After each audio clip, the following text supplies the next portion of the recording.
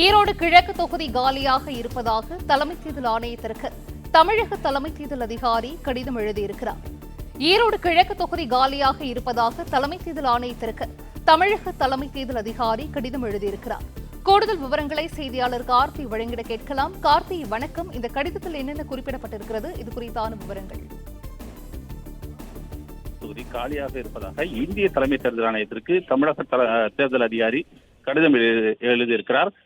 ஈரோடு கிழக்கு சட்டமன்ற தொகுதிக்கு இருந்த இளங்கோவன் அவர்கள் உயிரிழந்ததை அடுத்து அந்த தொகுதி காலியாக இருப்பதாக சட்டப்பேரவை செயலகம் தமிழக தலைமை தேர்தல் அதிகாரிக்கு நேற்றைய தினம் கடிதமானது அனுப்பியிருந்தது. நேற்று மாலை இந்த கடிதம் பெறப்பட்டதை அடுத்து இன்றைய தினம் இந்திய தலைமை தேர்தல் ஆணையத்திற்கு தமிழக தலைமை தேர்தல் அதிகாரி தரப்பிலிருந்து கடிதமானது அனுப்பப்பட்டிருக்கிறது. எனவே இந்த கடிதத்தை அடிப்படையாக கொண்டு இன்றைய தினத்திலிருந்து 6 மாதத்திற்குள்ளாக அந்த ஈரோடு கிழக்கு சட்டமன்ற தொகுதிக்கான அந்த இடைத்தேர்தலை நடத்தி முடிக்க வேண்டியது அவசியமாகிறது. எனவே வருகிற பிப்ரவரி மாதம் டெல்லிக்கு நடைபெறக்கூடிய சட்டமன்ற தேர்தலுடன் சேர்த்து இந்த தொகுதிக்கான இடைத்தேர்தலை நடத்தலாமா என்பது தொடர்பாக இந்திய தலைமை தேர்தல் ஆணையம் ஆலோசித்து வருவதாக சொல்லப்படுகிறது. அதே நேரத்தில் மற்ற மாநிலங்களில் இடைத்தேர்தல் நடத்தக்கூடிய எந்தெந்த தொகுதிகள் காலியாக இருக்கிறது என்பதற்கான அந்த அறிக்கையும் பெறப்பட்டிருக்கிறது. அந்த அடிப்படையில் தமிழகத்திலிருந்து அந்த இடைத்தேர்தல் ஈரோடு கிழக்கு சட்டமன்ற தொகுதிக்கான அந்த இடைத்தேர்தல் நடத்துவதற்கான வாய்ப்பு இருக்கிறதா என்ற அடிப்படையில் அந்த கடிதமும் அனுப்பப்பட்டிருக்கிறது. அதற்கு விரைவில் இந்திய தலைமை தேர்தல் ஆணையம் அதிகாரப்பூர்வமான அந்த அறிவிப்பை வெளியிடும். அதில் ஈரோடு கிழக்கு சட்டமன்ற தொகுதிக்கு எப்போது இடைத்தேர்தலை நடத்தலாம் என்பதற்கான அந்த அதிகாரப்பூர்வமான அறிவிப்பு என்பதை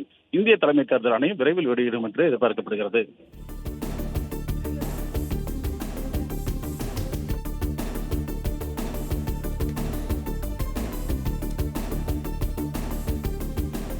விவரங்களை வழங்கியமைக்கு நன்றி கார்த்தி.